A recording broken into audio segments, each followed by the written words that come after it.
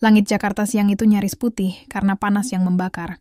Aspal di Jalan Gatot Subroto berkilau seperti bara. Klakson bersahut-sahutan. Ojek melintas di sela-sela mobil. Sopir-sopir memaki lewat jendela. Dan semua orang tampak kehilangan kesabaran. Di tengah kekacauan itu, sebuah sedan abu-abu melaju perlahan, bergeser sedikit melewati marka putih untuk menghindari truk yang berhenti mendadak di depan. Di balik kemudi duduk Randi Prasetyo, 32 tahun, pegawai negeri sipil di kantor pajak. Wajahnya tegang, kemeja putihnya basah di bagian dada.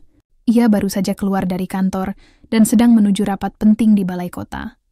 Rapat yang akan menentukan nasib proyek digitalisasi pajak yang sudah ia siapkan berbulan-bulan. Ia melirik jam tangan. 13.27. Kalau terlambat habis aku, gumamnya. Peluit melengking memecah kebisingan. Mobil abu-abu menepi ke kanan. Randi menoleh terkejut. Di pinggir jalan, seorang polisi lalu lintas berdiri dengan wajah tegas dan tangan menunjuk ke arahnya. Dengan napas berat, Randi menepi. Bribka Dimas Rahardian, petugas yang menghentikannya, mendekat sambil melangkah tegap. Tubuhnya tinggi, kulitnya legam terbakar matahari. Hari itu sudah 3 jam ia berdiri di bawah terik tanpa istirahat. Kepalanya pening, emosinya tipis. "Selamat siang, Pak." "Surat-surat kendaraan," katanya singkat. "Baik, Pak," jawab Randi, menyerahkan SIM dan STNK. "Saya cuma menghindar sedikit dari truk yang berhenti mendadak. Saya buru-buru ke rapat di balai kota."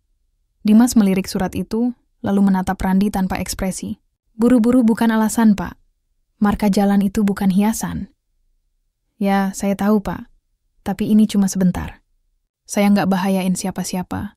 Bapak sadar nggak, melanggar tetap melanggar." Semua juga bisa bilang sebentar, nada Dimas mulai naik. Randi menelan ludah, mencoba tetap tenang. "Pak, saya kerja di kantor pajak. Saya tahu aturan, saya nggak mau ribut. Tolong bisa diberi sedikit kebijakan?" Dimas menyipitkan mata. "Oh, jadi PNS ya?" ujarnya dengan nada sinis. Pantas gaya ngomongnya sok benar. Kalimat itu menusuk. Wajah Randi memerah. "Saya nggak sok benar, Pak. Saya cuma minta diperlakukan adil." "Adil?" Dimas mendengus. "Bapak pikir saya ini nggak adil?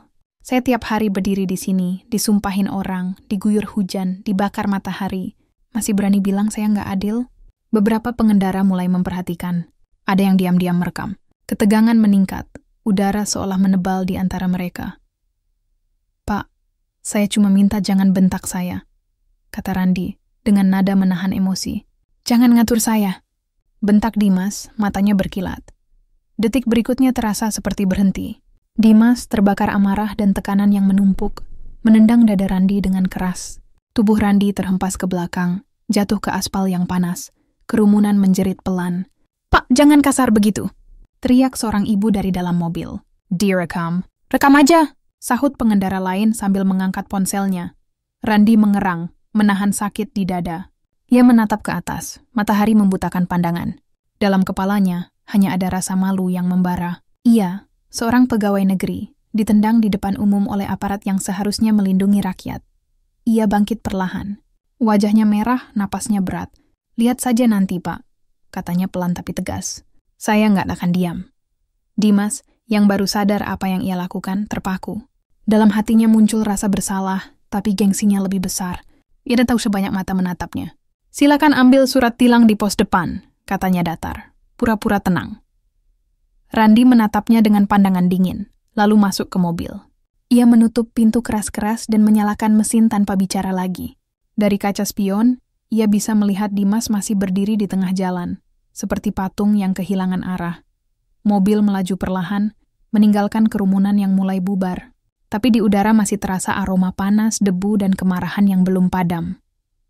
Beberapa menit kemudian, seorang anak muda yang tadi merekam kejadian itu menatap layar ponselnya puas.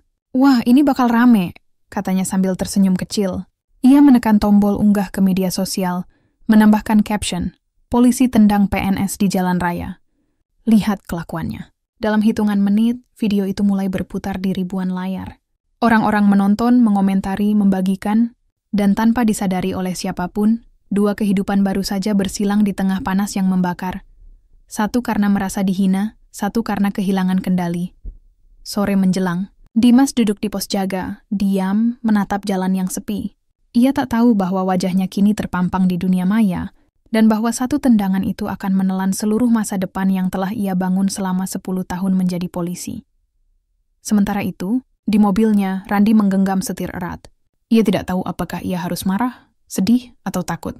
Yang ia tahu, siang itu, di tengah hiruk-pikuk Jakarta, keadilan telah ditendang bersamaan dengan dirinya. Malam turun perlahan di atas kota Jakarta, tapi panas siang tadi seolah masih tersisa di udara. Di sebuah rumah sederhana di kawasan Rawamangun, Randi Prasetyo duduk di ruang tamu menatap layar ponsel. Wajahnya datar, tapi matanya memancarkan kemarahan yang dingin. Video yang menampilkan dirinya ditendang oleh seorang polisi kini sudah dilihat lebih dari 3 juta kali di media sosial. Komentar-komentar terus bermunculan di bawah video itu. Polisi sekarang makin brutal. Kasihan Pak PNS-nya. Nggak salah malah ditendang. Coba lihat, udah jelas korban malah disalahin nanti. Randi menatap layar dengan napas berat. Istrinya Mira duduk di sampingnya sambil memegang tangan suaminya erat. Mas, ini udah viral. Semua media nyari kamu. Mereka minta wawancara, katanya pelan. Aku nggak mau jadi bahan tontonan, jawab Randi singkat. Aku cuma mau keadilan. Mira menatapnya penuh iba. Kalau kamu diam, mereka bisa nutup kasusnya. Video itu udah cukup bukti. Kamu harus lapor. Randi mengangguk pelan. Besok aku ke Propam. Tapi aku nggak mau rusuh. Aku cuma mau mereka tahu. Aku bukan orang yang bisa diinjak begitu aja. Di tempat lain, di sebuah rumah kontrakan kecil di Cempaka Putih, Bribka Dimas Rahardian duduk termenung di kursi plastik. Di tangannya ponsel bergetar tanpa henti. Grup WhatsApp rekan-rekannya di kepolisian penuh pesan. Bro, videomu viral, hati-hati. Atasan nyari kamu, Dim.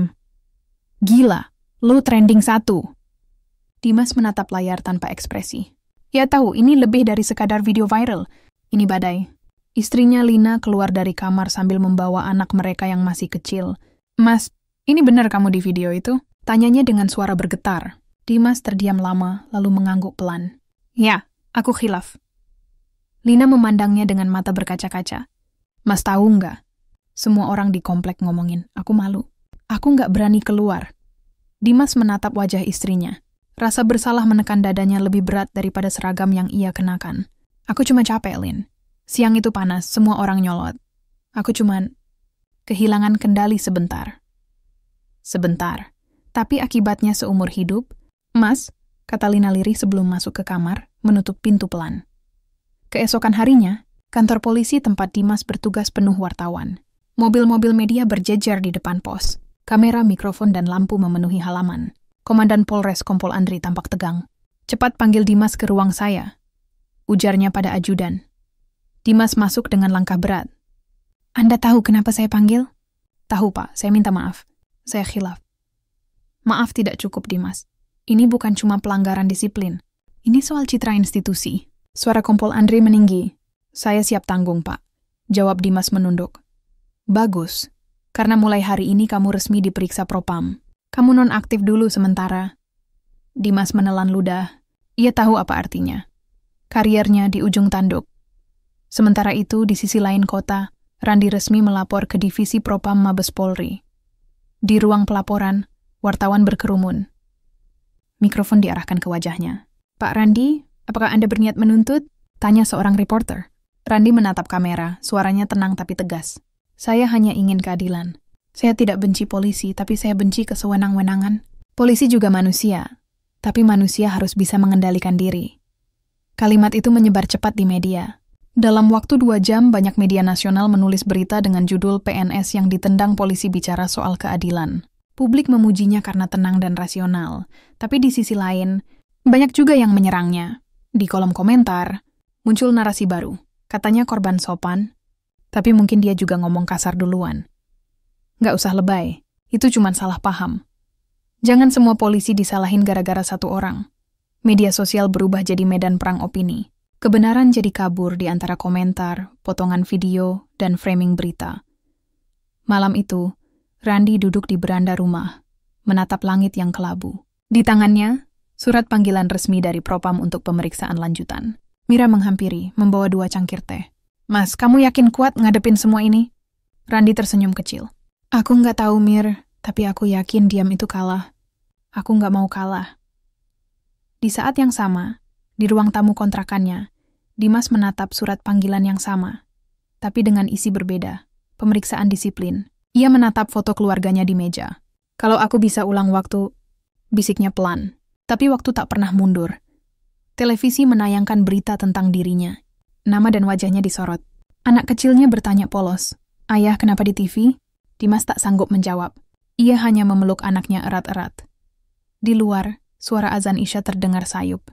Jakarta kembali riuh seperti biasa, tapi di dua rumah berbeda. Dua laki-laki duduk dalam diam, menatap masa depan yang mulai retak karena satu amarah di siang yang membara.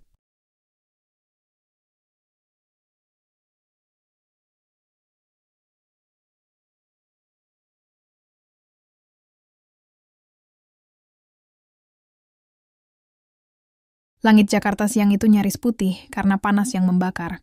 Aspal di Jalan Gatot Subroto berkilau seperti bara. Klakson bersahut-sahutan. Ojek melintas di sela-sela mobil. Sopir-sopir memaki lewat jendela. Dan semua orang tampak kehilangan kesabaran. Di tengah kekacauan itu, sebuah sedan abu-abu melaju perlahan, bergeser sedikit melewati marka putih untuk menghindari truk yang berhenti mendadak di depan. Di balik kemudi duduk Randi Prasetyo, 32 tahun, pegawai negeri sipil di kantor pajak. Wajahnya tegang, kemeja putihnya basah di bagian dada. Ia baru saja keluar dari kantor dan sedang menuju rapat penting di balai kota. Rapat yang akan menentukan nasib proyek digitalisasi pajak yang sudah ia siapkan berbulan-bulan. Ia melirik jam tangan. 13.27. Kalau terlambat habis aku, gumamnya. Peluit melengking memecah kebisingan. Mobil abu-abu menepi ke kanan. Randi menoleh terkejut. Di pinggir jalan, seorang polisi lalu lintas berdiri dengan wajah tegas dan tangan menunjuk ke arahnya. Dengan napas berat, Randi menepi. Bribka Dimas Rahardian, petugas yang menghentikannya, mendekat sambil melangkah tegap. Tubuhnya tinggi, kulitnya legam terbakar matahari. Hari itu sudah 3 jam ia berdiri di bawah terik tanpa istirahat. Kepalanya pening, emosinya tipis. "Selamat siang, Pak." "Surat-surat kendaraan," katanya singkat. "Baik, Pak," jawab Randi, menyerahkan SIM dan STNK. "Saya cuma menghindar sedikit dari truk yang berhenti mendadak. Saya buru-buru ke rapat di balai kota." Dimas melirik surat itu, lalu menatap Randi tanpa ekspresi. "Buru-buru bukan alasan, Pak. Marka jalan itu bukan hiasan." "Ya, saya tahu, Pak. Tapi ini cuma sebentar. Saya nggak bahayain siapa-siapa. Bapak sadar nggak, melanggar tetap melanggar." Semua juga bisa bilang sebentar, nada Dimas mulai naik. Randi menelan ludah, mencoba tetap tenang. "Pak, saya kerja di kantor pajak. Saya tahu aturan, saya nggak mau ribut. Tolong bisa diberi sedikit kebijakan?" Dimas menyipitkan mata. "Oh, jadi PNS ya?" ujarnya dengan nada sinis. Pantas gaya ngomongnya sok benar. Kalimat itu menusuk. Wajah Randi memerah. "Saya nggak sok benar, Pak. Saya cuma minta diperlakukan adil." "Adil?" Dimas mendengus. "Bapak pikir saya ini nggak adil? Saya tiap hari berdiri di sini, disumpahin orang, diguyur hujan, dibakar matahari. Masih berani bilang saya nggak adil?" Beberapa pengendara mulai memperhatikan. Ada yang diam-diam merekam. Ketegangan meningkat. Udara seolah menebal di antara mereka. "Pak, saya cuma minta jangan bentak saya," kata Randi, dengan nada menahan emosi. "Jangan ngatur saya." Bentak Dimas, matanya berkilat. Detik berikutnya terasa seperti berhenti. Dimas terbakar amarah dan tekanan yang menumpuk, menendang dada Randi dengan keras. Tubuh Randi terhempas ke belakang, jatuh ke aspal yang panas. Kerumunan menjerit pelan. "Pak, jangan kasar begitu!" teriak seorang ibu dari dalam mobil. "Direkam." "Rekam aja!" sahut pengendara lain sambil mengangkat ponselnya. Randi mengerang, menahan sakit di dada. Ia menatap ke atas, matahari membutakan pandangan. Dalam kepalanya, hanya ada rasa malu yang membara. Ia, seorang pegawai negeri, ditendang di depan umum oleh aparat yang seharusnya melindungi rakyat. Ia bangkit perlahan. Wajahnya merah, napasnya berat. "Lihat saja nanti, Pak," katanya pelan tapi tegas. "Saya nggak akan diam." Dimas, yang baru sadar apa yang ia lakukan, terpaku. Dalam hatinya muncul rasa bersalah, tapi gengsinya lebih besar. Ia tahu sebanyak mata menatapnya. "Silakan ambil surat tilang di pos depan," katanya datar, pura-pura tenang. Randi menatapnya dengan pandangan dingin, lalu masuk ke mobil. Ia menutup pintu keras-keras dan menyalakan mesin tanpa bicara lagi. Dari kaca spion, ia bisa melihat Dimas masih berdiri di tengah jalan, seperti patung yang kehilangan arah. Mobil melaju perlahan, meninggalkan kerumunan yang mulai bubar. Tapi di udara masih terasa aroma panas, debu, dan kemarahan yang belum padam. Beberapa menit kemudian, seorang anak muda yang tadi merekam kejadian itu menatap layar ponselnya puas. "Wah, ini bakal rame," katanya sambil tersenyum kecil. Ia menekan tombol unggah ke media sosial, menambahkan caption, "Polisi tendang PNS di jalan raya. Lihat kelakuannya." Dalam hitungan menit, video itu mulai berputar di ribuan layar.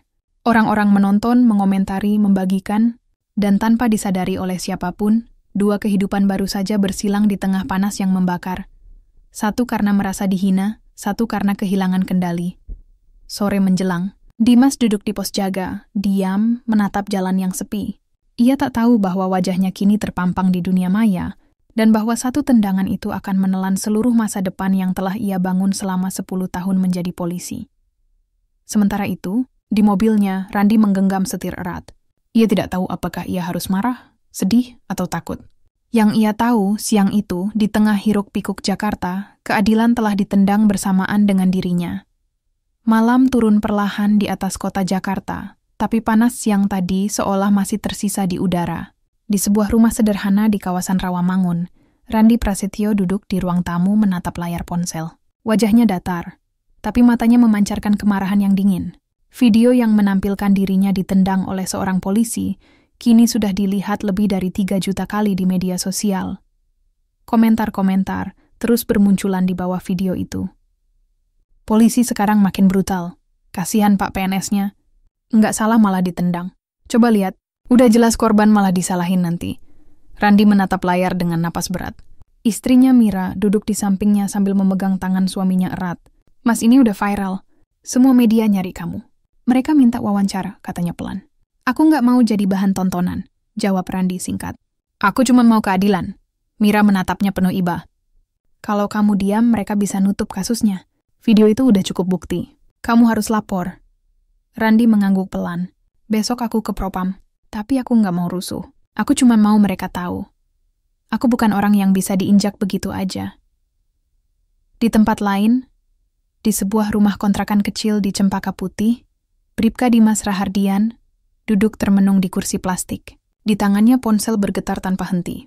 Grup WhatsApp rekan-rekannya di kepolisian penuh pesan. "Bro, videomu viral, hati-hati. Atasan nyari kamu, Dim. Gila, lu trending 1. Dimas menatap layar tanpa ekspresi. Ya tahu, ini lebih dari sekadar video viral. Ini badai. Istrinya Lina keluar dari kamar sambil membawa anak mereka yang masih kecil. "Mas, ini benar kamu di video itu?" Tanyanya dengan suara bergetar. Dimas terdiam lama, lalu mengangguk pelan. "Ya, aku khilaf." Lina memandangnya dengan mata berkaca-kaca. "Mas tahu nggak? Semua orang di komplek ngomongin, aku malu. Aku nggak berani keluar." Dimas menatap wajah istrinya. Rasa bersalah menekan dadanya lebih berat daripada seragam yang ia kenakan. "Aku cuma capek, Lin. Siang itu panas, semua orang nyolot. Aku cuman kehilangan kendali sebentar." Sebentar.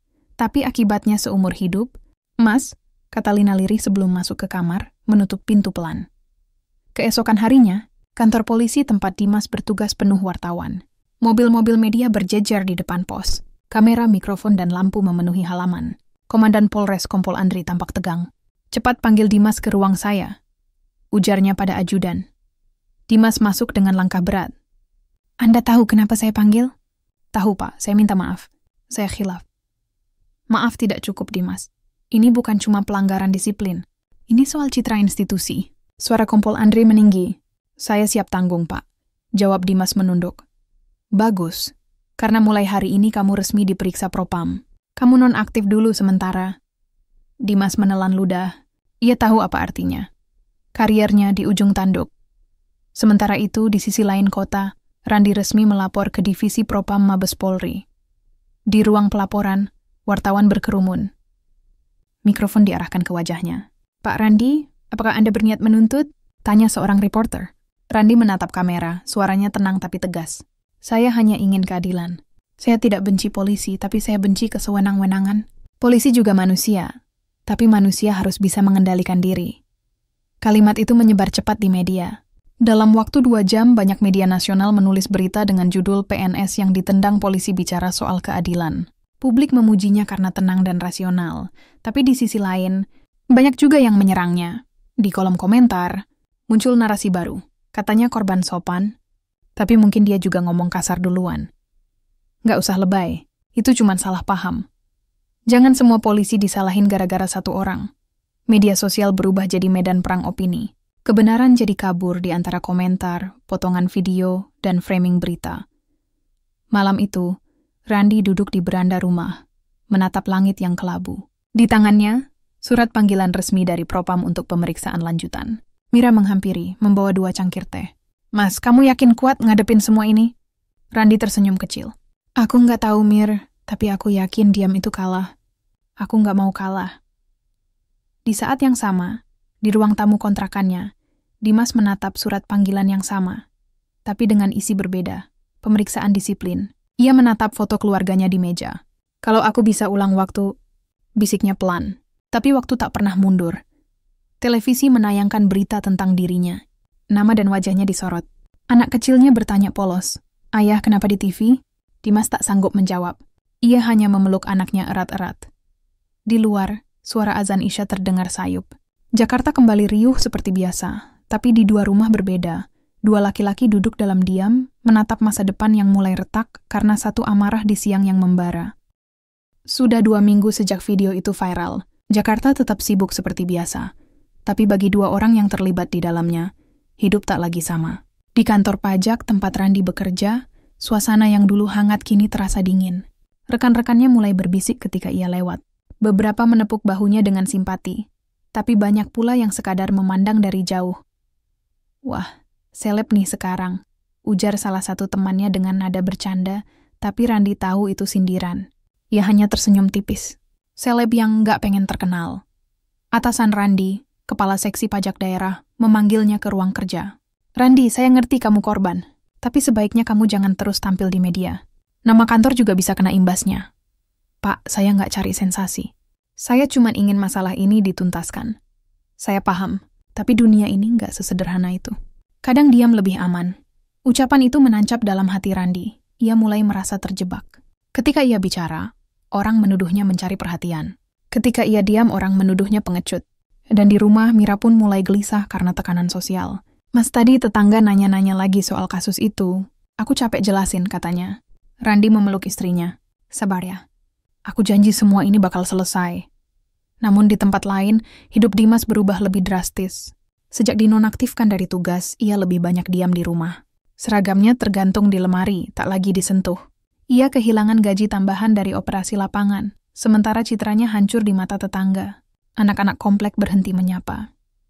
Suatu pagi, Dimas mencoba keluar rumah membeli sarapan. Seorang bapak di warung menatapnya sekilas, lalu berbisik pada pembeli lain. Itu loh polisi yang nendang orang kemarin. Ada di TV. Dimas menunduk, pura-pura tak dengar, tapi hatinya perih. Sesampainya di rumah, Lina menatapnya dengan ragu. Mas, aku dapat kabar dari adik di Bekasi. Mereka suruh kita pindah aja. Katanya biar nggak malu. Dimas terdiam lama. Jadi aku harus lari dari kesalahan? Mas, ini bukan cuma soal salah. Ini soal hidup kita yang enggak tenang. Kalau aku lari, orang-orang bakal bilang aku pengecut. Lina menunduk, air matanya jatuh. Kalau kamu tetap di sini, aku takut, Mas. Takut lihat kamu makin hancur. Hari-hari berikutnya, Dimas dipanggil untuk menjalani sidang etik, sementara Randi kembali ke Propam untuk pemeriksaan tambahan. Takdir mempertemukan mereka lagi, di gedung yang sama, di koridor yang dingin, dipenuhi wartawan dan kamera. Randi sedang menandatangani berkas ketika melihat sosok Dimas lewat di depan pintu. Sekilas pandangan mereka bertemu. Tak ada kata, tapi sorot mata itu berbicara banyak. Penyesalan, marah, malu, dan sedikit rasa iba. Waktu terasa berhenti sesaat sebelum salah satu petugas menegur. Pak Dimas, ruang sidang di lantai 2. Dimas berjalan pergi, menunduk. Randi hanya memandang punggungnya yang menjauh. Dalam hatinya muncul rasa aneh, bukan kebencian, tapi campuran kasihan dan lega. Ia tahu keadilan sedang berjalan, tapi ia juga sadar bahwa di balik seragam itu, Dimas hanyalah manusia yang rapuh. Sementara itu, di ruang sidang etik, Dimas berdiri di hadapan 3 perwira. Pertanyaan demi pertanyaan dilontarkan, dan setiap jawabannya terdengar seperti cambuk. Mengapa Anda melakukan tindakan kekerasan terhadap warga sipil? Saya terpancing emosi, Pak. Apakah korban melakukan perlawanan? Tidak, Pak. Apakah Anda menyesal?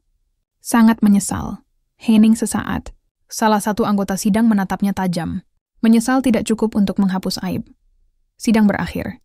Hasilnya belum diumumkan, tapi semua orang tahu kemana arahnya. Di luar ruangan, Dimas duduk di bangku panjang, menatap tangannya sendiri. Telapak itu yang dulu memegang tongkat, kini gemetar. Ia teringat hari pertama menjadi polisi. Idealisme, sumpah, dan rasa bangga memakai seragam. Semua itu kini terasa jauh, seperti mimpi yang rusak.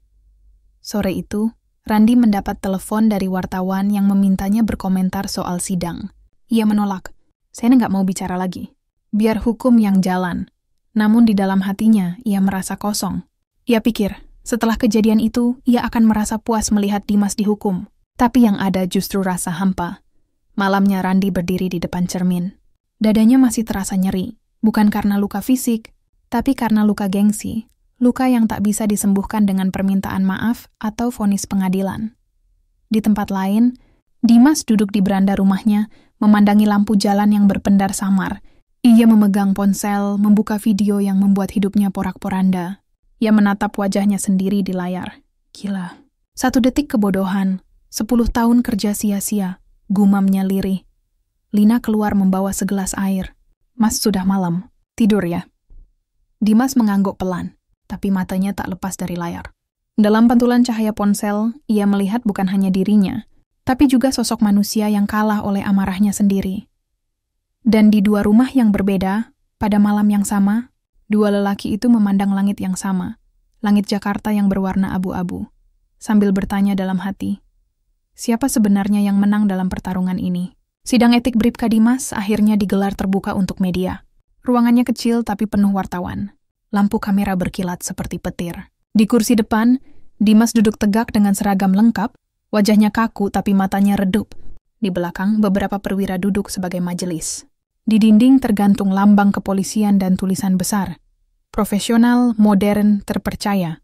Namun bagi Dimas, 3 kata itu kini terasa seperti ejekan. Ketua sidang membuka berkas. Bribka Dimas Rahardian, Anda diduga melakukan tindakan kekerasan terhadap warga sipil atas nama Randi Prasetyo. Terekam dan viral di media sosial pada tanggal 2 September. Benarkah itu Anda? Dimas menunduk. Benar, Pak. Anda mengakui tindakan itu salah? Ya, saya khilaf. Saya terpancing emosi. Apakah korban melakukan provokasi? Dimas menggeleng. Tidak, dia hanya berbicara keras. Saya kehilangan kontrol. Ruangan hening. Wartawan mencatat setiap kata. Dimas bisa mendengar bunyi klik kamera di setiap tarikan napasnya. Sementara itu, di luar ruangan, Randi Prasetyo duduk di kursi tunggu ditemani istrinya. Ia tidak diperbolehkan masuk, hanya menunggu giliran memberikan keterangan tambahan. Seorang wartawan mendekat. Pak Randi, ada kabar Dimas akan dipecat. Apa Anda puas? Randi menatap ke arah kamera. Saya tidak pernah minta dia dipecat. Saya tuh hanya ingin hukum berjalan adil. Semua orang bisa salah, tapi kalau kesalahan itu melukai orang lain, harus ada pertanggungjawaban. Kata-kata itu kembali jadi berita utama malam itu. Namun di dunia maya suasana semakin keruh. Video baru beredar. Potongan dari kamera lain yang memperlihatkan Randi sempat mengangkat tangan dan bicara dengan nada tinggi. Komentar pun berubah arah. Tuh kan, korban juga ngomong kasar. Polisinya salah, tapi korban juga nyolot. Udah, dua-duanya salah. Kebenaran semakin kabur. Bagi publik, kasus ini bukan lagi tentang kekerasan, tapi tentang siapa yang lebih layak disalahkan. Randi mulai menerima pesan ancaman lewat akun media sosialnya. Awas, penesok suci! Lu bikin institusi malu. Ia menutup ponselnya dengan gemetar. Mira memeluknya dari belakang. Mas, jangan baca komentar lagi. Itu cuma bikin kamu stres. Tapi mereka nggak tahu apa yang sebenarnya terjadi, Mir. Aku cuma ingin adil, tapi mereka malah bilang aku cari sensasi. Mira menatapnya dalam-dalam. Kadang di negara ini, orang yang jujur justru harus siap disalahkan. Sementara itu, di dalam markas besar, sidang etik berlanjut. Seorang perwira senior berkata dengan nada tegas, tindakanmu tidak hanya melanggar disiplin Dimas, tapi juga mencoreng kepercayaan publik. Tapi kami juga tahu, beban kerja di lapangan berat. Kami ingin dengar pembelaan terakhirmu. Dimas menarik napas panjang. Pak, saya tahu saya salah. Tapi saya ingin kalian tahu, kami di lapangan sering dihakimi tanpa pernah didengar. Orang marah kalau kami tilang, orang maki kalau kami tegas. Hari itu saya kehilangan sabar. Saya menyesal, sangat menyesal.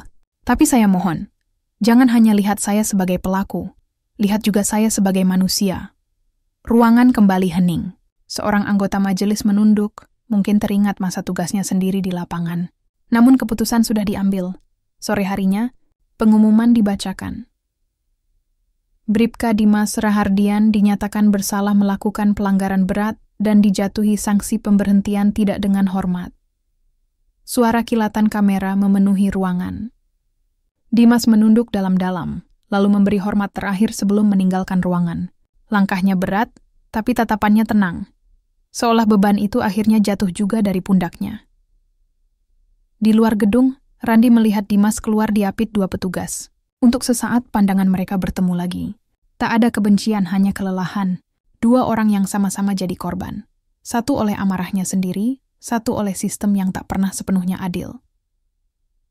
Malamnya, berita tentang pemecatan Dimas menghiasi layar TV nasional. Randi menatap berita itu tanpa ekspresi.